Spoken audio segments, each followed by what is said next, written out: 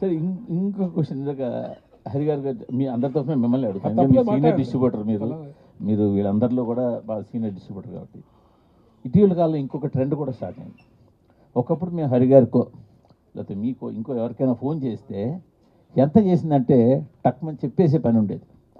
గత 2 సంవత్సరాలుగా చెప్పడాన్ని కూడా మీకు తాళం వేసి నెంబర్లు చెప్పకుండా అలాంటి పరిస్థితి ఒకటి స్టార్ట్ అయింది ఇండస్ట్రీలో, అవునంటారు కాదండి? డెఫినెట్గా అండి.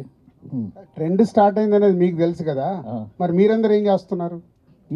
చెప్తున్నా, అదే అడుగుతున్నా. నేను అడుగుతున్నాను ఒక అవును, ప్రొడ్యూసర్గా ట్రెండ్ స్టార్ట్ అయింది, అన్నీ ఏకుతారు కదా. ఆఫీస్లో ఇది జరుగుతుంది, ఆఫీస్లో వాళ్ళని తీసేశారు, ఆఫీస్లో భోజనాలు మానేశారు, ఇవన్నీ రాస్తారుగా. మరి ఇది జరుగుతుంది అన్నప్పుడు మీరేం చేస్తున్నారు? జర్నలిజం అంటే క్వశ్చన్, అది మీరు చెయ్యాలి, వాళ్ళని అడగడం కాదు.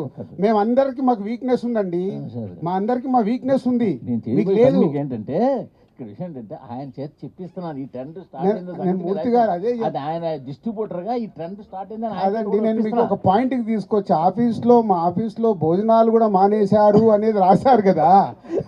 సో ఇంత ఇన్ఫర్మేషన్ ఉన్న మీకు ఇవిటి కూడా ఇన్ఫర్మేషన్ ఉంది కదా.